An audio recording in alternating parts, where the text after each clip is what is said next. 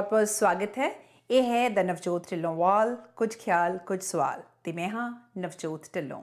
ਚਿੱਠੀਆਂ ਲਿਖੀਆਂ ਦਾ ਇੱਕ ਹੋਰ ਐਪੀਸੋਡ ਲੈ ਕੇ ਤੁਹਾਡੇ ਲਈ ਹਾਜ਼ਰ ਹੋਈ ਹਾਂ। ਇਸ ਤੋਂ ਪਹਿਲਾਂ ਕਿ ਅੱਜ ਦੀ ਚਿੱਠੀ ਤੁਹਾਡੇ ਨਾਲ ਸਾਂਝੀ ਕਰਾਂ, ਮੈਂ ਤੁਹਾਡਾ ਸਾਰਿਆਂ ਦਾ ਖਾਸ ਤੌਰ 'ਤੇ ਧੰਨਵਾਦ ਕਰਨਾ ਚਾਹੁੰਦੀ ਹਾਂ ਪਿਛਲੇ ਹਫ਼ਤੇ ਦੀ ਚਿੱਠੀ ਦੇ ਲਈ, ਬਹੁਤ ਵਧੀਆ ਹੁੰਗਾਰਾ ਦੇਣ ਦੇ ਲਈ। ਇੱਕ ਵਾਰੀ ਫਿਰ ਉਸ ਚਿੱਠੀ ਦੇ ਲੇਖਕ ਦਿਲਗੀਤ ਨੂੰ ਮੈਂ ਵਧਾਈ ਪੇਸ਼ ਕਰਦੀ ਹਾਂ, ਜਿਸ ਨੇ ਇੰਨੀ ਹਿੰਮਤ ਕਰਕੇ, ਇੰਨਾ ਹੌਸਲਾ ਕਰਕੇ, ਦਿਲ ਖੋਲ੍ਹ ਕੇ ਉਹ ਚਿੱਠੀ ਲਿਖੀ।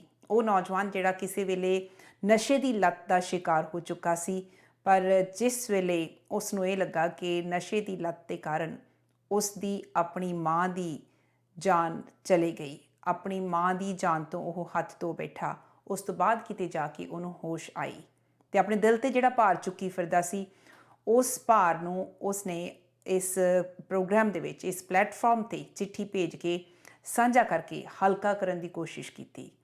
ਪੰਜਾਬ ਤੋਂ ਬਹੁਤ ਸਾਰੇ ਮੈਨੂੰ ਮੈਸੇਜਿਸ ਆਏ, ਕਈ ਪਾਸਿਓਂ ਇਹ ਹੁੰਗਾਰਾ ਆਇਆ ਕਿ ਇਸ ਵਿਸ਼ੇ 'ਤੇ ਗੱਲ ਕੀਤੇ ਜਾਣ ਦੀ ਜ਼ਰੂਰਤ ਹੈ।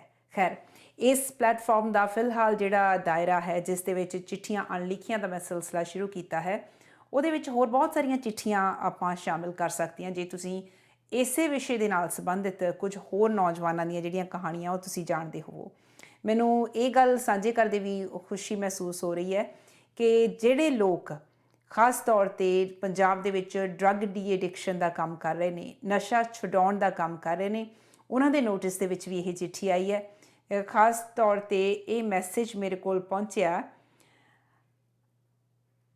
ਨਸ਼ਾ ਛੁਡਾਊ ਕੇਂਦਰ ਸੰਗਰੂਰ ਦੇ ਡਾਇਰੈਕਟਰ ਨੇ, ਪ੍ਰੋਜੈਕਟ ਡਾਇਰੈਕਟਰ ਨੇ ਮੋਹਨ ਸ਼ਰਮਾ ਜੀ। ਉਹਨਾਂ ਨੇ ਬਹੁਤ ਵਧੀਆ ਰਿਸਪੌਂਸ ਦਿੱਤਾ। ਕਹਿੰਦੇ ਕਿ ਤੁਹਾਡੀ ਅਥਰੂਆਂ ਭਿੱਜੀ ਆਵਾਜ਼ ਵਿੱਚ ਪੱਤਰ ਸੁਣਿਆ। ਇਸ ਦੁਖਾਂਤ ਵਿੱਚ ਪੀੜਤ ਮਾਪੇ ਆਪਣੇ ਜਵਾਨ ਪੁੱਤਾਂ ਦੀਆਂ ਲਾਸ਼ਾਂ ਨੂੰ ਮੋਢਾ ਦੇ ਰਹੇ ਨੇ ਅਤੇ ਇਹ ਖੁਦ ਇਸੇ ਵਿਸ਼ੇ ਦੇ ਉੱਤੇ 5 ਕਿਤਾਬਾਂ ਲਿਖ ਚੁੱਕੇ ਨੇ। ਤੁਹਾਡਾ ਬਹੁਤ ਬਹੁਤ ਸ਼ੁਕਰੀਆ ਮੋਹਨ ਜੀ। ਅਤੇ ਬਾਕੀ ਜਿਨ੍ਹਾਂ ਨੇ ਪਰਸਨਲ ਤੌਰ 'ਤੇ ਮੈਨੂੰ ਮੈਸੇਜਿਸ ਭੇਜੇ ਨੇ, ਈਮੇਲਸ ਭੇਜੀਆਂ ਨੇ, ਮੈਂ ਉਹਨਾਂ ਦਾ ਵੀ ਬਹੁਤ ਬਹੁਤ ਧੰਨਵਾਦ ਕਰਦੀ ਹਾਂ। ਇਹੀ ਕਹਾਂਗੀ ਕਿ ਇਹੋ ਜਿਹੇ ਸੁਨੇਹੇ ਨੂੰ ਤੁਸੀਂ ਅੱਗੇ ਵੀ ਜ਼ਰੂਰ ਸਾਂਝਾ ਕਰਦੇ ਰਹੋ। ਜੇ ਹਾਲੇ ਤੁਹਾਨੂੰ ਲੱਗਦਾ ਕਿ ਤੁਹਾਡੇ ਬਹੁਤ ਸਾਰੇ ਇਹੋ ਜਿਹੇ ਦੋਸਤ ਨੇ ਜਾਂ ਮਿੱਤਰ ਰਿਸ਼ਤੇਦਾਰ ਨੇ ਜਿਨ੍ਹਾਂ ਤੱਕ ਇਹ ਸੁਨੇਹਾ ਪਹੁੰਚਣਾ ਚਾਹੀਦਾ, ਤੁਸੀਂ ਇਹ ਗੱਲ, ਇਹ ਚਿੱਠੀ YouTube 'ਤੇ ਪਈ ਹੈ, ਇਸ ਪਲੈਟਫਾਰਮ 'ਤੇ ਪਈ ਹੈ, ਪਹੁੰਚਾ ਸਕਦੇ ਹੋ। ਅਤੇ ਹੁਣ ਸਾਂਝੀ ਕਰਨ ਲੱਗੀ ਹਾਂ ਤੁਹਾਡੇ ਨਾਲ ਅੱਜ ਦੀ ਚਿੱਠੀ, ਅਤੇ ਆਪਾਂ ਇਹ ਸਿਲਸਿਲਾ ਸ਼ੁਰੂ ਕਰਦੇ ਹਾਂ ਜਿਸ ਦਾ ਨਾਮ ਹੈ ਚਿੱਠੀਆਂ ਅਣਲਿਖੀਆਂ।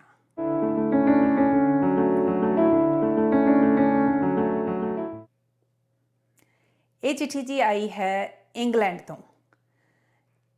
ਇੰਗਲੈਂਡ ਤੋਂ ਚਿੱਠੀ ਲਿਖਣ ਵਾਲੇ ਇੱਕ ਇਹ ਔਰਤ ਨੇ ਜਿਨ੍ਹਾਂ ਨੇ ਚਿੱਠੀ ਦੇ ਵਿੱਚ ਲਿਖਿਆ, ਕਹਿੰਦੇ ਕਿ ਨਵਜੋਤ ਜੀ, ਇਹ ਚਿੱਠੀ ਮੈਂ ਆਪਣੇ ਪਿੰਡ ਵਿੱਚ ਪ੍ਰਾਇਮਰੀ ਸਕੂਲ ਵਿੱਚ ਮੇਰੇ ਨਾਲ ਪੜ੍ਹਦੀ ਰਹੀ ਦਲਿਤ ਪਰਿਵਾਰ ਦੀ ਇੱਕ ਕੁੜੀ ਨੂੰ ਲਿਖ ਰਹੀ ਹਾਂ।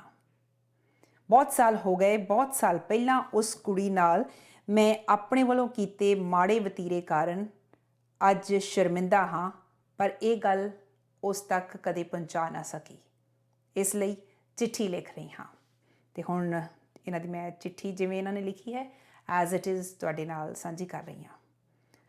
ਲਿਖਣ ਵਾਲਿਆਂ ਦਾ ਨਾਮ ਮੈਂ ਬਦਲ ਦਿੱਤਾ ਹੈ। ਮੈਂ ਇੱਕ ਵਾਰੀ ਫਿਰ ਦੱਸ ਦਿਆਂ ਕਿ ਜਦੋਂ ਵੀ ਮੈਂ ਚਿੱਠੀ ਅਣਲਿਖੀ ਤੁਹਾਡੇ ਲਈ ਪੇਸ਼ ਕਰਦੀ ਹਾਂ, ਜੇ ਬਹੁਤੀ ਕੋਈ ਜ਼ਰੂਰਤ ਨਹੀਂ ਹੁੰਦੀ ਅਸਲੀ ਨਾਮ ਦੇਣ ਦੀ, ਚਿੱਠੀ ਲਿਖਣ ਵਾਲੇ ਦਾ ਵੀ ਅਤੇ ਜਿਸ ਨੂੰ ਚਿੱਠੀ ਲਿਖੀ ਜਾਂਦੀ ਹੈ ਉਸ ਦਾ ਨਾਮ, ਅਸਲੀ ਨਾਮ ਜਿਹੜਾ ਹੈ ਉਹ ਮੈਂ ਨਹੀਂ ਰੱਖਦੀ।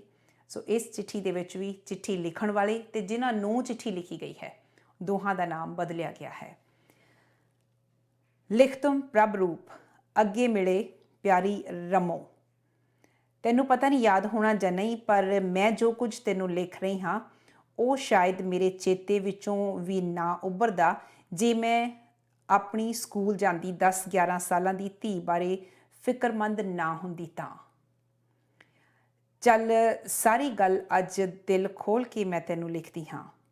ਮੈਨੂੰ ਪੂਰਾ ਯਕੀਨ ਹੈ ਕਿ ਤੂੰ ਵੀ ਇਸ ਗੱਲ ਨੂੰ ਭੁੱਲ ਨਹੀਂ ਸਕੀ ਹੋਵੇਂਗੀ। ਆਪਾਂ ਪਿੰਡ ਦੇ ਪ੍ਰਾਇਮਰੀ ਸਕੂਲ ਵਿੱਚ 5ਵੀਂ ਜਮਾਤ ਵਿੱਚ ਇਕੱਠੀਆਂ ਪੜ੍ਹਦੀਆਂ ਸਾਂ। ਮਾਸਟਰਨੀ ਨੇ ਹੁਕਮ ਸੁਣਾਇਆ ਕਿ ਸਾਰੀ ਜਮਾਤ ਦੇ ਵਿਦਿਆਰਥੀਆਂ ਕੋਲ ਗਾਈਡ, MBD ਗਾਈਡ ਹੋਣੀ ਲਾਜ਼ਮੀ ਹੈ। ਤੁਹਾਨੂੰ ਵੀ ਸ਼ਾਇਦ ਯਾਦ ਆਇਆ ਹੋਣਾ ਕਿ ਕੋਈ ਜ਼ਮਾਨਾ ਇਹੋ ਜਿਹਾ ਹੁੰਦਾ ਸੀ, ਅੱਜ ਕੱਲ੍ਹ ਬਾਰੇ ਤਾਂ ਮੈਨੂੰ ਪਤਾ ਨਹੀਂ, ਜਿਸ ਵੇਲੇ ਕਲਾਸਿਸ ਦੇ ਵਿੱਚ, ਛੋਟੀਆਂ ਕਲਾਸਿਸ ਦੇ ਵਿੱਚ, ਈਵਨ ਜਿਹੜੀਆਂ ਹਾਈ ਕਲਾਸਿਸ ਹੁੰਦੀਆਂ ਸੀ ਉਹਨਾਂ ਦੇ ਵਿੱਚ ਵੀ ਗਾਈਡ ਲਗਾਈ ਜਾਂਦੀ ਸੀ। ਸੋ ਉਸ ਗਾਈਡ ਦਾ, ਉਸ ਕਿਤਾਬ ਦਾ ਇਹ ਜ਼ਿਕਰ ਕਰ ਰਹੇ ਨੇ, ਜਿਹਦੇ ਵਿੱਚ MBD ਗਾਈਡ ਬਹੁਤ ਪੋਪੂਲਰ ਹੁੰਦੀ ਸੀ। ਕਹਿੰਦੇ ਮਾਸਟਰਨੀ ਨੇ ਹੁਕਮ ਸੁਣਾਇਆ ਸੀ ਕਿ ਸਾਰੀ ਜਮਾਤ ਦੇ ਵਿਦਿਆਰਥੀਆਂ ਕੋਲ MBD ਗਾਈਡ ਹੋਣੀ ਲਾਜ਼ਮੀ ਹੈ। ਅਸੀਂ 2-4 ਤੋਂ ਸਿਵਾਏ ਲਗਭਗ ਸਾਰੇ ਮੁੰਡੇ ਕੁੜੀਆਂ ਨੇ ਗਾਈਡ ਖਰੀਦ ਲਈ। ਜਿਹੜੇ 2-4 ਬੱਚੇ ਰਹਿ ਗਏ ਸਨ ਗਾਈਡ ਨਾ ਖਰੀਦ ਕੇ ਲੈ ਕੇ ਆਏ, ਉਹ 2-4 ਬੱਚੇ ਦਲਿਤ ਪਰਿਵਾਰਾਂ ਦੇ ਸਨ। ਉਹਨਾਂ ਕੋਲ ਗਾਈਡ ਨਾ ਹੋਣ ਕਾਰਨ ਮਾਸਟਰਨੀ ਨੇ ਉਹਨਾਂ ਨੂੰ ਡੰਡੇ ਮਾਰੇ ਤੇ ਮੁੰਡਿਆਂ ਨੂੰ ਮੁਰਗਾ ਵੀ ਬਣਾਇਆ। ਅਸੀਂ ਬਾਕੀ ਬੱਚੇ ਜਿਨ੍ਹਾਂ ਕੋਲ MBD ਗਾਈਡ ਸੀ ਫੁੱਲੇ ਨਹੀਂ ਸਮਾ ਰਹੇ ਸਾਂ। ਦੂਜੇ ਦਿਨ ਉਹਨਾਂ 2-4 ਵਿੱਚੋਂ 2 ਗੈਰ ਹਾਜ਼ਰ ਸਨ ਤੇ ਉਹਨਾਂ ਗੈਰ ਹਾਜ਼ਰ ਬੱਚਿਆਂ ਵਿੱਚ ਰਮੋ ਤੂੰ ਵੀ ਸ਼ਾਮਲ ਸੀ। ਤੇ ਉਸ ਦਿਨ ਜਦ ਮਾਸਟਰਨੀ ਨੇ ਆਪੋ ਆਪਣੀਆਂ ਗਾਈਡਾਂ ਖੋਲ੍ਹਣ ਲਈ ਸਾਰਿਆਂ ਨੂੰ ਕਿਹਾ ਤਾਂ ਮੈਂ ਹੈਰਾਨ ਸਾਂ ਕਿ ਮੇਰੇ ਬਸਤੇ ਵਿੱਚੋਂ ਗਾਇਬ ਸੀ।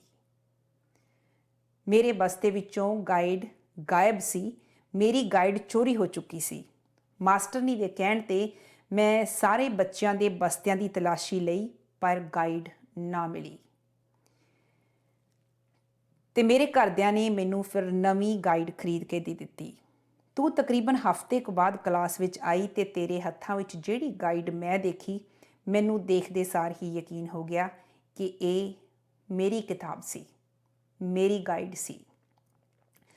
ਮੈਂ ਮਾਸਟਰ ਨੂੰ ਦੱਸਿਆ ਕਿ ਮੇਰੀ ਉਸ ਗਾਈਡ ਵਿੱਚ ਜਿੰਨੀਆਂ ਵੀ ਹਿੰਦੀ ਤੇ ਪੰਜਾਬੀ ਵਿੱਚ ਅਰਜ਼ੀਆਂ ਹਨ, ਜਿੱਥੇ ਆਪ ਜੀ ਦਾ ਆਗਿਆਕਾਰੀ ਤੇ ਆਪ ਜੀ ਦਾ ਹਿਤੂ ਲਿਖਿਆ ਹੁੰਦਾ ਹੈ, ਉਸ ਦੇ ਹੇਠਾਂ ਹਰੇਕ ਥਾਂ ਤੇ ਮੈਂ ਆਪਣਾ ਨਾਮ ਲਿਖਿਆ ਹੋਇਆ ਹੈ ਤੇ ਘੱਟੋ ਘੱਟ 25 ਥਾਂ ਤੇ ਮੇਰਾ ਨਾਮ ਇਸ ਗਾਈਡ ਵਿੱਚ ਮੈਂ ਆਪਣੇ ਹੱਥੀਂ ਲਿਖਿਆ ਹੋਇਆ ਹੈ।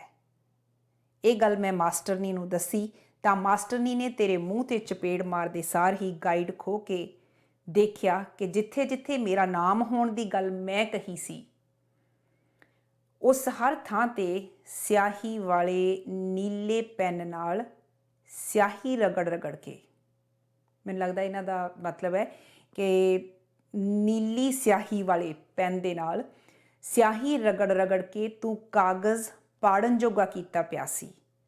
ਸਾਰੀ ਗਾਈਡ ਤੇ ਥਾਂ ਥਾਂ ਸਿਆਹੀ ਮੱਥੀ ਪਈ ਸੀ। ਬਸ ਫਿਰ ਕੀ ਸੀ, ਮਾਸਟਰਨੀ ਨੇ ਚਪੇੜਾ ਮਾਰ ਮਾਰ ਤੇਰਾ ਮੂੰਹ ਲਾਲ ਕਰ ਦਿੱਤਾ ਤੇ ਤੂੰ ਸੀ ਵੀ ਨਾ ਕੀਤੀ। ਤੂੰ ਇੱਕ ਵੀ ਹੰਝੂ ਨਾ ਕੀਰਿਆ, ਕੋਈ ਤਰਲਾ ਨਾ ਕੀਤਾ, ਕੋਈ ਮਾਫੀ ਨਾ ਮੰਗੀ। ਤੇ ਮਾਸਟਰਨੀ ਲੋਹਾ ਲਾਖੀ ਹੋਈ ਜਾਵੇ।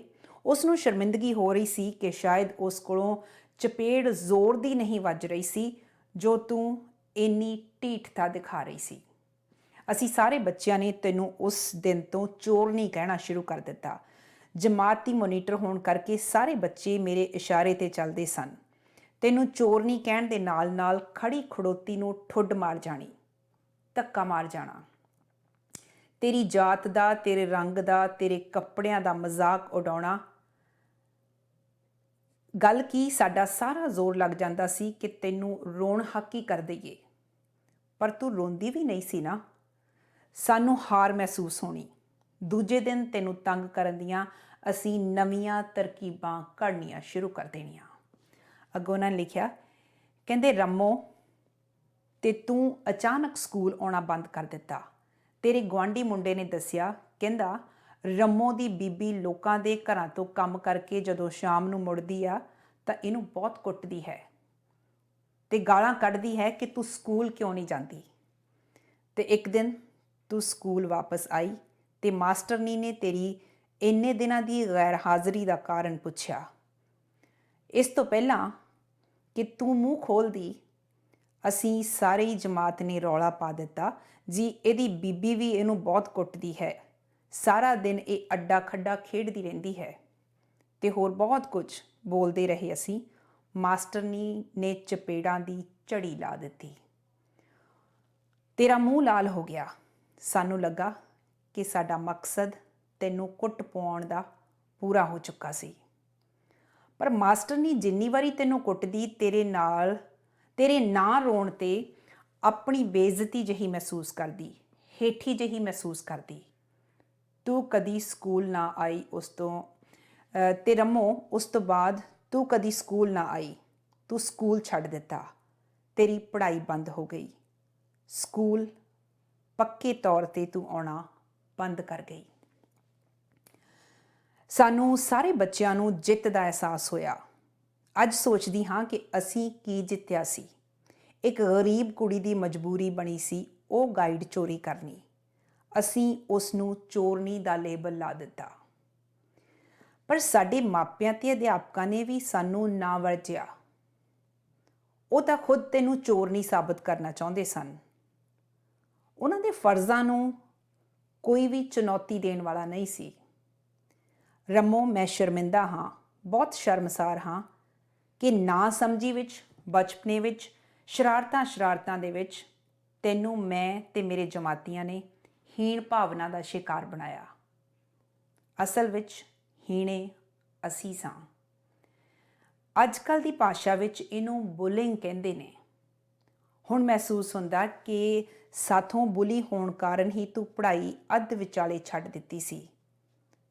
ਪਰ ਅੱਗੋਂ ਬਹੁਤ ਇਹਨਾਂ ਨੇ ਡੂੰਘਾਈ ਵਾਲੀਆਂ ਕੁਝ ਗੱਲਾਂ ਲਿਖੀਆਂ ਨੇ। ਕਹਿੰਦੇ ਪਰ ਤੂੰ ਗਾਈਡ ਚੋਰੀ ਕਿਉਂ ਕੀਤੀ? ਤੂੰ ਝੂਠ ਕਿਉਂ ਬੋਲਿਆ? ਤੂੰ ਕਿਉਂ ਕੁੱਟ ਖਾਂਦੀ ਰਹੀ? ਤੂੰ ਕਿਉਂ ਸਾਰੀ ਜਮਾਤ ਦਾ ਟਾਕਰਾ ਨਾ ਕਰ ਸਕੀ? ਤੂੰ ਕਿਉਂ ਸ਼ਰਮਿੰਦਗੀ ਸਹਿੰਦੀ ਰਹੀ? ਤੂੰ ਕਿਉਂ ਜ਼ਲਾਲਤ ਸਹਿੰਦੀ ਰਹੀ? ਤੂੰ ਕਿਉਂ ਕਿਤਾਬ ਨਾ ਖਰੀਦ ਸਕੀ? ਤੂੰ ਕਿਉਂ ਸਕੂਲ ਛੱਡ ਗਈ? ਅਧਿਆਪਕ ਨੇ ਕਿਵੇਂ ਇੱਕ ਵਿਦਿਆਰਥਣ ਦਾ ਪੜ੍ਹਾਈ ਕਰਨ ਦਾ ਹੱਕ ਖੋਹ ਲਿਆ? ਅੱਜ ਇਹਨਾਂ ਸਵਾਲਾਂ ਦੇ ਵਿੱਚ ਆਈ ਹਰ ਕਿਉਂ ਦਾ ਜਵਾਬ ਮੇਰੇ ਸਾਹਮਣੇ ਸਾਫ਼ ਹੈ ਕਿ ਤੂੰ ਇੱਕ ਗਰੀਬ ਦਲਿਤ ਦੀ ਧੀ ਸੀ। ਤੇਰੇ ਮਾਂ-ਬਾਪ ਦੀ ਵਿੱਤੀ, ਸਮਾਜਿਕ ਤੇ ਪਰਿਵਾਰਿਕ ਹਾਲਤ ਨੇ ਰਮੋ ਤੇਰੇ ਕੋਲੋਂ ਪੜ੍ਹਾਈ ਕਰਨ ਦਾ ਹੱਕ ਖੋਹ ਲਿਆ। ਤੂੰ ਡਰਦੀ ਨਹੀਂ ਸੀ। ਤੇਰੇ ਸਵੈਮਾਨ ਨੂੰ ਠੋਕਰ ਲੱਗੀ ਸੀ। ਤੈਨੂੰ ਕੋਈ ਸਮਝ ਨਹੀਂ ਸਕਿਆ ਸੀ। ਨਾ ਅਸੀਂ, ਨਾ ਮਾਸਟਰਨੀ ਤੇ ਨਾ ਤੇਰੇ ਆਪਣੇ ਮਾਪੇ। ਤੇਰੀ ਮਾਸੂਮ ਗਲਤੀ ਜੋ ਜੁਰਮ ਬਣ ਗਈ ਸੀ, ਉਸ ਦੀ ਸਜ਼ਾ ਤੂੰ ਖੁਦ ਲੈ ਲਈ ਪੜ੍ਹਾਈ ਛੱਡ ਕੇ।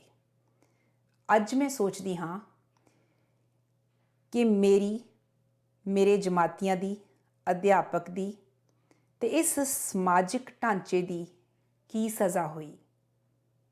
ਉਹ ਸਾਰੀ ਸਜ਼ਾ ਤੂੰ ਖੁਦ ਕਿਉਂ ਲੈ ਲਈ? ਅੱਜ ਮੈਂ ਸ਼ਰਮਸਾਰ ਹਾਂ। ਮੈਂ ਬਹੁਤ ਇਸ ਗੱਲ ਨੂੰ ਦਿਲ ਤੋਂ ਮਹਿਸੂਸ ਕਰਦੀ ਹਾਂ। ਬਹੁਤ ਇਹਨਾਂ ਨੇ ਕਨੈਕਸ਼ਨ ਜੋੜਨ ਦੀ ਕੋਸ਼ਿਸ਼ ਕੀਤੀ ਹੈ। ਕਹਿੰਦੇ ਮੈਂ ਇਸ ਗੱਲ ਨੂੰ ਦਿਲ ਤੋਂ ਮਹਿਸੂਸ ਕਰਦੀ ਹਾਂ ਜਦੋਂ ਮੇਰੀ ਧੀ ਸਕੂਲ ਜਾਂਦੀ ਹੈ। ਮੇਰੀ ਆਪਣੀ ਧੀ ਸਕੂਲ ਤੋਂ ਆ ਕੇ ਸਕੂਲ ਵਿੱਚ ਬੁਲਿੰਗ ਦੀਆਂ ਕਹਾਣੀਆਂ ਸੁਣਾਉਂਦੀ ਹੈ ਕਿ ਕਿਵੇਂ ਉਹਨਾਂ ਦੇ ਨਾਲ ਵੀ, ਇਹਨਾਂ ਬੱਚਿਆਂ ਦੇ ਨਾਲ ਵੀ ਨਸਲਵਾਦ ਤੇ ਕਈ ਹੋਰ ਤਰ੍ਹਾਂ ਦੇ ਵਿਤਕਰੇ ਹੁੰਦੇ ਨੇ। ਮੈਂ ਖਬਰਾਂ ਸੁਣਦੀ ਹਾਂ, ਬੁਲਿੰਗ ਕਾਰਨ ਲੋਕ ਖੁਦਕੁਸ਼ੀ ਕਰ ਜਾਂਦੇ ਨੇ। ਇਹ ਐਡਾ ਭਿਆਨਕ ਜੁਰਮ ਸੀ ਜਿਹੜਾ ਮੈਂ ਤੇ ਮੇਰੇ ਸਾਥੀ ਤੇਰੇ ਤੇ ਕਰਦੇ ਰਹੇ, ਤੇਰੇ ਨਾਲ ਕਰਦੇ ਰਹੇ। ਰਮੋ, ਮੇਰੇ ਦਿਲ ਵਿੱਚ ਹੌਲ ਜਿਹੇ ਪੈਂਦੇ ਨੇ ਜਦੋਂ ਇਹ ਸਾਰਾ ਕੁਝ ਮੈਂ ਯਾਦ ਕਰਦੀ ਹਾਂ। ਮੈਂ ਆਪਣੇ ਵਿਹਾਰ ਲਈ ਸ਼ਰਮਿੰਦਾ ਹਾਂ। ਮੈਂ ਤੇਰੇ ਕੋਲੋਂ ਮਾफ़ੀ ਮੰਗਦੀ ਹਾਂ। ਹੋ ਸਕੇ ਤਾਂ ਮਾफ़ ਕਰ ਦੇਈਂ। ਪਿਆਰ ਨਾਲ, ਪ੍ਰਭਰੂਪ। ਪ੍ਰਭਰੂਪ ਦੀ ਇਹ ਚਿੱਠੀ ਮੈਂ ਤੁਹਾਡੇ ਰੂਬਰੂ ਕੀਤੀ। ਪ੍ਰਭਰੂਪ, ਬਹੁਤ ਬਹੁਤ ਸ਼ੁਕਰੀਆ। ਅੱਜ ਫਿਰ ਮੈਨੂੰ ਇਹ ਗੱਲ ਕਹਿਣੀ ਪੈ ਰਹੀ ਹੈ ਕਿ ਇਹ ਇਕੱਲੀ ਪ੍ਰਭਰੂਪ ਦੀ ਜਾਂ ਫਿਰ ਰਮੋ ਦੀ ਕਹਾਣੀ ਨਹੀਂ ਹੈ।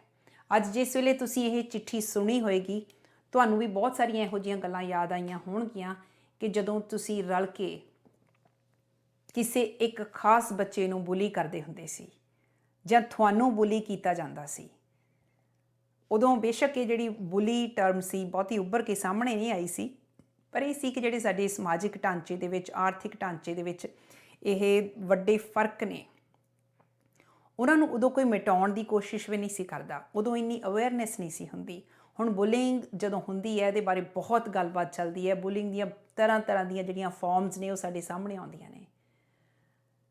ਇਹਦੇ ਵਿੱਚ ਜਿਹੜੀ ਇਹ ਪ੍ਰਭਰੂਪ ਹੁਣਾਂ ਨੇ ਆਪਣੀ ਕਹਾਣੀ ਸਾਂਝੀ ਕੀਤੀ ਹੈ। ਬਹੁਤ ਸਾਰੇ ਬੱਚਿਆਂ ਦੀ ਇਹ ਕਹਾਣੀ ਹੋਏਗੀ। ਇਹ ਗੱਲ ਸਾਨੂੰ ਹੁਣ ਸਮਝਣ ਦੀ ਸੱਚੀ ਜ਼ਰੂਰਤ ਹੈ ਕਿ ਜਿਹੜੀਆਂ ਗੱਲਾਂ ਬਚਪਨ ਦੇ ਵਿੱਚ ਸਾਡੇ ਨਾਲ ਹੋ ਜਾਂਦੀਆਂ ਨੇ, ਜੇ ਇਹੋ ਜਿਹੇ ਵਿਹਾਰ ਦਾ ਸ਼ਿਕਾਰ ਸਾਡੇ ਬੱਚੇ ਹੁੰਦੇ ਨੇ, ਜਿਸ ਤਰ੍ਹਾਂ ਦਾ ਰੰਮੋ ਦੇ ਨਾਲ ਵਿਹਾਰ ਹੋਇਆ, ਉਹ ਪੜ੍ਹਾਈ ਛੱਡ ਗਈ, ਸਕੂਲ ਪੱਕੇ ਤੌਰ 'ਤੇ ਛੱਡ ਗਈ। ਬਹੁਤ ਸਾਰੇ ਹੋਰ ਬੱਚਿਆਂ ਨੇ ਵੀ ਇਸ ਤਰ੍ਹਾਂ ਸਕੂਲ ਛੱਡਿਆ ਹੋਏਗਾ। ਹੁਣ ਜਿਸ ਤਰ੍ਹਾਂ ਅਵੇਅਰਨੈਸ ਆ ਰਹੀ ਹੈ, ਅਸੀਂ ਇਹਦੇ ਬਾਰੇ ਗੱਲ ਜ਼ਰੂਰ ਤੋਰਦੇ ਹਾਂ। ਪਰ ਉਸ ਜ਼ਮਾਨੇ ਦੀ, ਜਿਹੜੇ ਜ਼ਮਾਨੇ ਦੀ ਇਹਨਾਂ ਨੇ ਗੱਲ ਕੀਤੀ ਹੈ, ਕੋਈ 25-30 ਸਾਲ ਜਾਂ ਸ਼ਾਇਦ ਉਸ ਤੋਂ ਵੀ ਪੁਰਾਣੀ ਗੱਲ ਕੀਤੀ ਹੈ, ਉਸ ਵੇਲੇ ਟੀਚਰਸ ਵੀ ਇੰਨੇ ਅਵੇਅਰ ਨਹੀਂ ਸੀ ਹੁੰਦੇ, ਮਾਪੇ ਵੀ ਅਵੇਅਰ ਨਹੀਂ ਸੀ ਹੁੰਦੇ। ਪਰ ਦੁਖਾਂਤ ਇਸ ਗੱਲ ਦਾ ਹੈ ਕਿ ਅੱਜ ਜਿੱਥੇ ਅਵੇਅਰਨੈਸ ਦੇ ਲੈਵਲ ਦੇ ਵਧਣ ਦੀ ਆਪਾਂ ਗੱਲ ਕਰਦੇ ਹਾਂ, ਸਟਿਲ ਇਹ ਸਾਰਾ ਕੁਝ ਹੋ ਰਿਹਾ ਹੈ। ਵਧਾਈਏ ਆਪਾਂ ਅਵੇਅਰਨੈਸ, ਆਪਣੇ ਬੱਚਿਆਂ ਨੂੰ ਇਹ ਅਵੇਅਰ ਕਰੀਏ ਕਿ ਜਿੱਥੇ ਉਹਨਾਂ ਨੇ ਬੁਲਿੰਗ ਦਾ ਸ਼ਿਕਾਰ ਨਹੀਂ ਹੋਣਾ, ਉੱਥੇ ਉਹਨਾਂ ਨੇ ਬੁਲੀ ਵੀ ਨਹੀਂ ਕਰਨਾ ਦੂਸਰਿਆਂ ਨੂੰ। ਮੈਂ ਉਮੀਦ ਕਰਦੀ ਹਾਂ ਕਿ ਇਹ ਜਿਹੜੀ ਚਿੱਠੀ ਹੈ, ਇਹ ਇੱਕ ਸੁਨੇਹੇ ਦੇ ਰੂਪ ਦੇ ਵਿੱਚ ਬਹੁਤ ਸਾਰੇ ਪੇਰੈਂਟਸ ਨੂੰ, ਬਹੁਤ ਸਾਰੇ ਟੀਚਰਸ ਨੂੰ ਅਤੇ ਬੱਚਿਆਂ ਨੂੰ ਸੇਧ ਦੇਣ ਦਾ ਕੰਮ ਕਰੇਗੀ। ਪ੍ਰਭਰੂਪ, ਬਹੁਤ ਬਹੁਤ ਸ਼ੁਕਰੀਆ ਤੁਹਾਡਾ ਇਹ ਚਿੱਠੀ ਲਿਖਣ ਦੇ ਲਈ। ਅਤੇ ਮੇਰਾ ਦਿਲ ਚਾਹੁੰਦਾ ਜਿੱਥੇ ਕਿਤੇ ਵੀ ਰੰਮੋ ਹੋਵੇ, ਉਸ ਦੇ ਕੰਨੀ ਇਹ ਚਿੱਠੀ ਜ਼ਰੂਰ ਪਹੁੰਚੇ। ਇਸ ਲਈ ਕੋਸ਼ਿਸ਼ ਕਰਿਓ ਕਿ ਇਸ ਚਿੱਠੀ ਨੂੰ ਵੀ ਵੱਧ ਤੋਂ ਵੱਧ ਤੁਸੀਂ ਸਾਂਝਾ ਕਰਿਓ, ਅਗਾਂਹ ਭੇਜਣ ਦੀ ਕੋਸ਼ਿਸ਼ ਕਰਿਓ।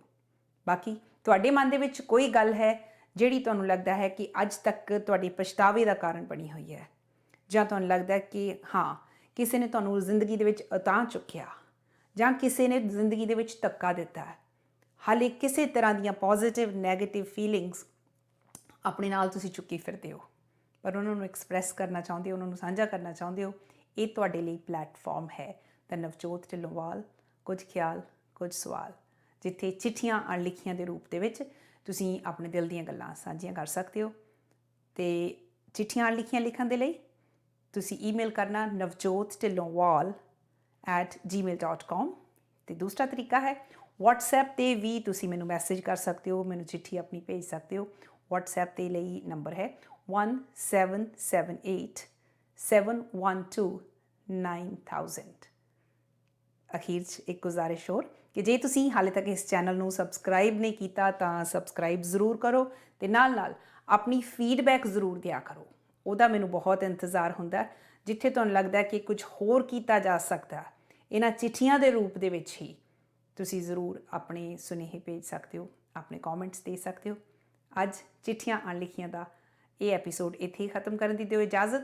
ਸ਼ੁਕਰੀਆ।